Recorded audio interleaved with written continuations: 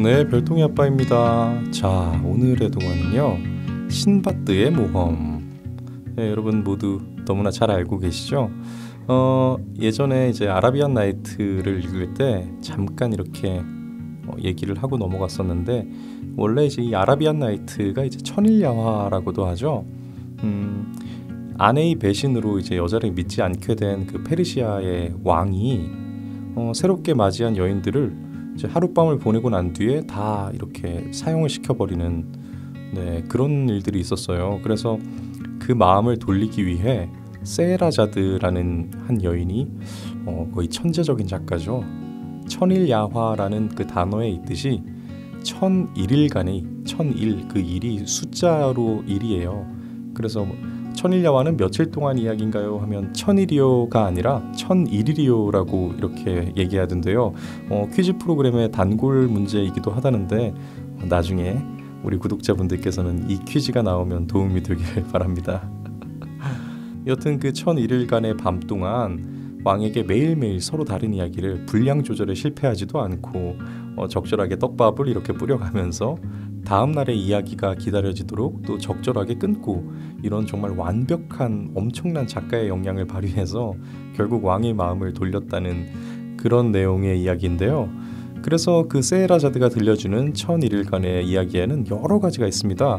여기 신바드의 모험도 그 중에 하나고, 우리가 잘 알고 있는 알라딘 이야기, 뭐 여러 가지가 많죠.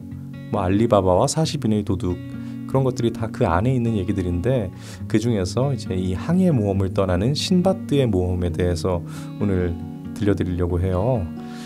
자, 그러면 설명도 간단히 했으니까 한번 들어가 볼게요. 자, 시작합니다. 신바드의 모험. 옛날 페르시아의 바그다드에 신바드라는 사람이 살고 있었어요. 신바드는 짐 나르는 일을 열심히 했지만 형편은 넉넉하지 못했어요. 어느 날 무거운 짐을 힘들게 나르던 신바드는 한 부잣집 대문 앞에 앉아 잠시 쉬다가 자신도 모르게 한숨을 쉬며 불평을 했죠. 이렇게 부자인 사람도 있는데 나는 왜 고생만 하며 사는 걸까? 우울해진 신바드는 자신의 처지를 노래로 불렀답니다. 그때 갑자기 대문이 열리더니 하인이 나와서 말했어요. 저희 주인님께서 잠깐 들어오라십니다. 할 말이 있으시대요. 신바드는 궁금한 마음에 하인을 따라 들어갔어요. 안에는 풍성한 음식과 술을 사이에 두고 귀족들이 둘러앉아 이야기를 나누고 있었어요. 신바드가 인사를 하자 집주인이 음식을 권하며 물었죠. 자넨 이름이 무엇인가? 저는 짐꾼 신바드라고 합니다. 재미있군. 내 이름도 신바드라네. 나는 배를 타고 여행을 다녀 뱃사람 신바드라고 불리지. 좀 전에 부른 노래를 들으니 자네는 지금 고생을 하고 있는 게 불만인 모양이더군. 나도 옛날에는 고생을 많이 했다네. 어떤가? 자네에게 내가 겪은 일들을 이야기해주고 싶은데 괜찮겠나? 네, 물론입니다. 뱃사람 신바드의 이야기는 그렇게 시작되었습니다. 나는 부모님으로부터 아주 많은 재산을 물려받았다네. 하지만 그 많던 재산을 흥청망청 다 써버려서 금세 빈털터리가 되고 말았지. 난 그제야 후회가 되었네. 그래서 남은 돈으로 물건을 좀 샀다네. 장사를 해볼 생각이었지. 준비를 끝내고 장사를 떠나는 다른 상인들과 더불어 나도 배를 타고 떠나게 되었네. 며칠 동안 밤낮으로 항해하던 어느 날 배는 풀과 나무가 무성한 작은 섬에 도착하게 되었지. 닻을 내린 선장은 잠시 쉬도록 사람들을 섬에 내려주더군. 섬에 오른 사람들이 음식을 만들기 위해 불을 지폈는데 갑자기 섬이 기우뚱거리기 시작하는 거야. 지진이다! 지진이 일어났어! 사람들이 놀라 소리를 질렀다네. 그때 선장이 배 위에서 크게 소리치는 거야. 어서 배에 올라타세요. 그곳은 섬이 아니라 고래 등입니다. 어서요, 어서. 선장의 말이 맞았다네. 그건 커다란 고래가 너무 오랫동안 움직이지 않아서 등에 풀과 나무가 자라 있었던 거였지. 그런데 우리가 불을 피우자 놀란 고래가 움직이기 시작했던 거야. 고래라고? 빨리 도망가자. 사람들이 허둥지둥 배 위로 올라가려는 순간 고래가 쑥 하고 솟아오르는 바람에 사람들은 바다로 빠지고 말았다네. 선장의 배는 이미 멀리 도망을 간 뒤였지. 다행히 커다란 통나무 하나를 붙잡을 수 있었던 나는 한동안 끝없는 바다 위를 이리저리 떠다녀야 했다네. 며칠 동안 바다 위를 떠다니다 섬 하나를 발견하고는 있는 힘을 다해 헤엄쳐 갔다네. 섬에 도착하자 너무 목이 말랐어. 야자나무에 올라가서 열매라도 따먹어야겠군. 커다란 야자나무를 힘들게 올라가 열매를 땄지. 그런데 저 멀리 하얀 물체가 눈에 띄는 거야. 나무에서 내려와 그곳으로 가보았더니 엄청나게 큰 둥근 모양의 사원이었어. 사원을 둘러보는데 갑자기 주변이 어두워지는 거야. 고개를 드니 글쎄 커다란 새 한 마리가 떠있지 뭔가. 말로만 듣던 새 로크다. 새끼에게 코끼리를 잡아다 먹인다는 거대한 새 로크였다네. 그러니까 그 둥근 물체는 바로 로크의 알이었던 거지. 날이 어두워지자 로크는 알을 품은 채 잠이 들었다네.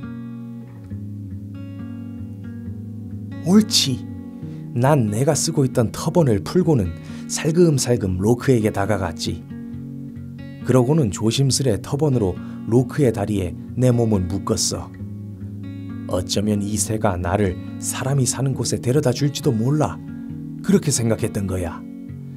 나는 두려웠지만 로크의 다리에 묶인 채 꼬박 밤을 새웠다네. 다음날 아침이 되자 로크는 크게 한번 울더니 하늘 높이 날아올랐어. 그리고 넓은 바다를 건너 어느 골짜기에 내려앉았지. 난 재빨리 줄을 풀고는 바위 뒤로 달려가 몸을 숨겼어. 조금 뒤 로크는 엄청나게 큰 뱀을 움켜쥐고는 다시 하늘로 날아올랐지. 다행이다. 그런데 여기서 어떻게 빠져나가지? 그곳은 사방이 까마득한 벼랑으로 둘러싸인 골짜기였다네. 그런데 자세히 보니 그 골짜기에는 커다란 보석들이 잔뜩 흩어져 있었어. 이야, 굉장한걸.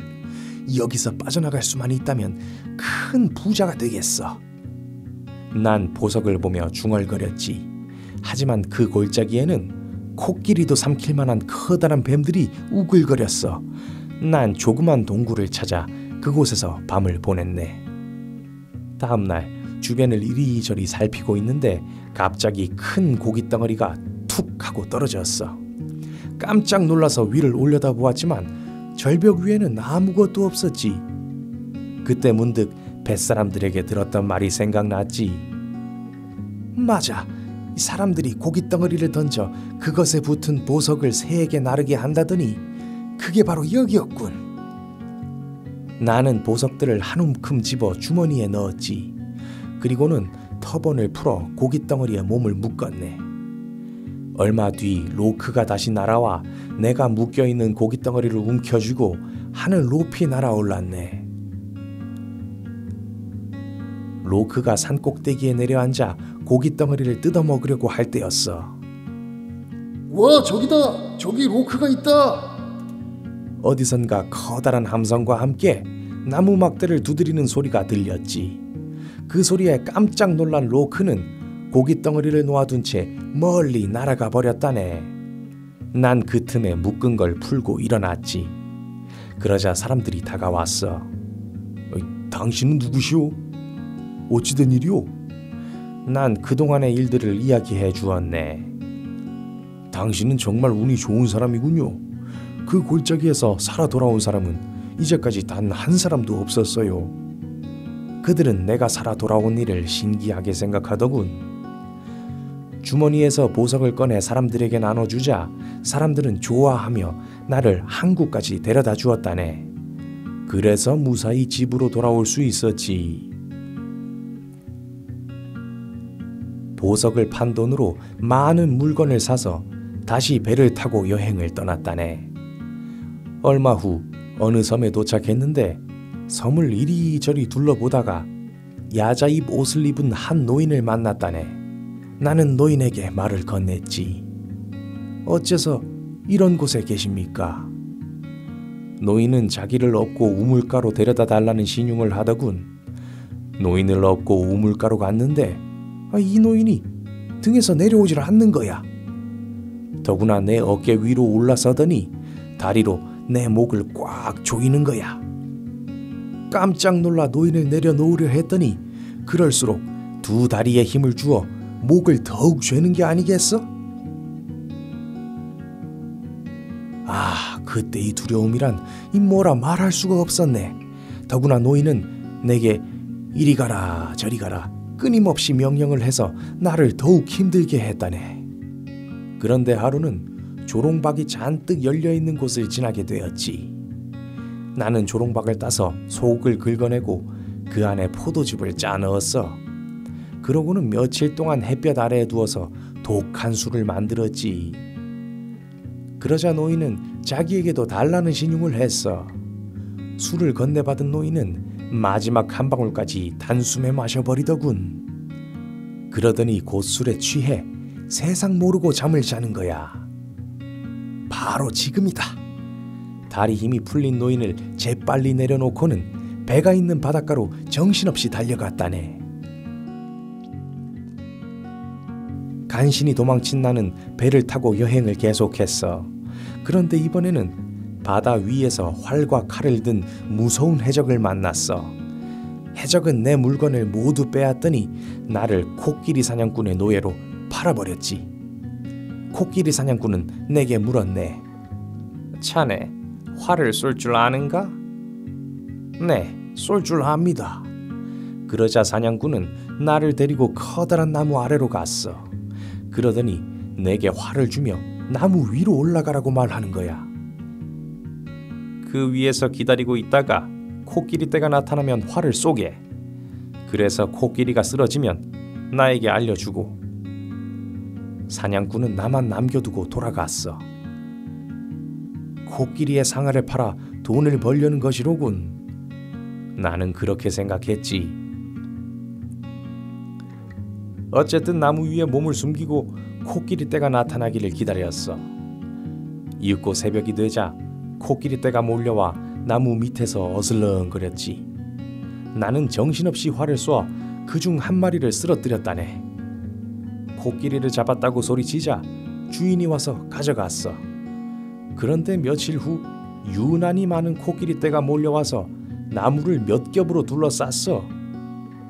그러더니 그중 가장 덩치가 커 보이는 코끼리가 다가와 나무를 뿌리째 뽑아 바닥에 내동댕이 치는 게 아닌가? 으악! 나는 그만 나무와 함께 땅 위에 나뒹굴게 되었지. 그러자 코끼리가 다가와 내 몸을 코로 감더니 등에 태웠다네. 코끼리는 나를 등에 얹은 채 산으로 한참 올라가더니 숲속에 있는 커다란 폭포 안쪽으로 들어갔지. 그곳에는 밖에서 보이지 않던 넓은 동굴이 뚫려 있었어. 나는 살며시 코끼리 등에서 내려와 주위를 둘러보다가 깜짝 놀랐어. 우와, 여기는 코끼리 무덤이잖아. 그 동굴에는 코끼리의 뼈와 상아들로 가득 차 있었던 거야. 나는 상아를 가지고 사냥꾼에게로 돌아갔어. 코끼리의 무덤에 대한 이야기를 들은 사냥꾼은 몹시 놀라워했어. 나는 사냥꾼과 함께 코끼리의 무덤으로 가서 상아를 잔뜩 가져왔어. 상아를 팔아 부자가 된 사냥꾼은 나를 자유롭게 풀어주었고 돈도 많이 나누어 주었지. 이렇게 해서 나는 집으로 돌아왔다네. 뱃사람 신바트의 이야기는 여기서 끝이 났습니다. 어때? 재미있었나? 내가 부자가 된 것은 그 돈을 가지고 열심히 장사를 한 덕분이지.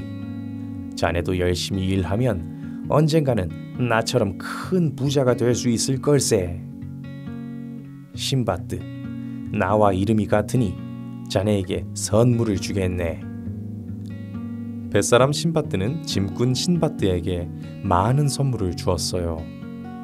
그 후로 짐꾼 신바드는 희망을 가지고 열심히 일하며 행복하게 살았답니다. 자, 이야기가 이렇게 끝이 났습니다. 와, 이 동화책이 글밥이 그렇게 많진 않은데 가끔 이렇게 긴 동화들이 있어요. 아이고, 진짜 제목값 하네요. 천일야화처럼 진짜 끝이 안 나는 줄 알았어요. 게다가 이 뱃사람 신바드의 목소리로 계속 읽으려니까 중간에 목이 많이 아프네요. 그런데 뱃사람 신바드에게 가장 부러운 점은 그 운인 것 같아요. 죽을 뻔한 일이 몇 번은 벌어졌을 것 같은데 정말 끈질긴 생명력과 또 절대 겁을 먹지 않고 계속 도전하는 그런 정신으로 결국 수많은 모험을 하게 되고 많은 위기를 겪고 이겨내며 결국 엄청난 부를 이렇게 가지고, 그런데 그렇게 많은 부를 가지고 이제 평화로워지니까 이분도 이제 과거가 자꾸 그리운 거예요.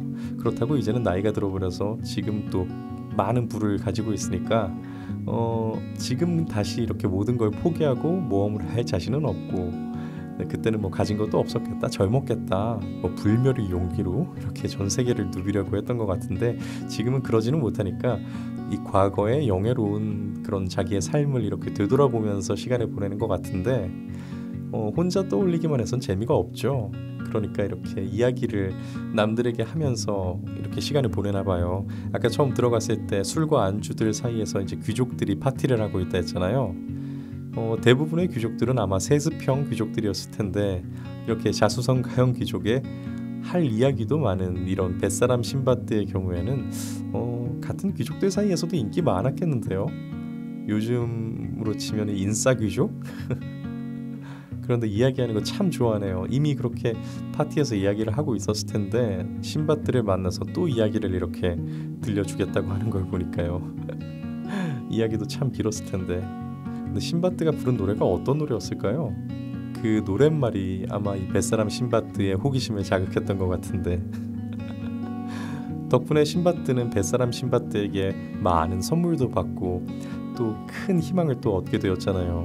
그런 거 보면 우리 삶의 운은 언제 어디에서 찾아올지 모르는 것 같습니다. 그 말이 되게 공감이 많이 갔어요. 내가 행운을 얻고 싶다면은 행운이 어디 있는지를 찾아다닐 게 아니라 행운의 여신에게 내가 언제 어디에 있다는 거를 알게 해주라고, 그런 얘기를 들은 적이 있는데 굉장히 공감이 가는 것 같아요. 항상 규칙적이고 꾸준하게 그리고 긍정적으로 그렇게 살다 보면은 행운의 여신이 이렇게 랜덤으로 이렇게 행운을 줄 거 아니에요? 근데 항상 그 자리에서 긍정적으로 이렇게 살다 보면은 그 행운이 나에게 올 확률이 더 높아지지 않을까. 흔히 이제 로또 복권도 말이에요. 매일매일 자동으로 사거나 이따금씩 왕창 사거나 이렇게 하는 것보다 매주 꾸준히 같은 번호로 사는 게 더 높지 않을까. 얼핏 그게 더 높을 것 같은 그런 느낌 들지 않으세요? 그래서 저는 그렇게 하고 있습니다. 그러니까 우리 모두 희망을 갖고 한번 살아보자고요. 자, 오늘 124번째 동화 신바드의 모험이었습니다.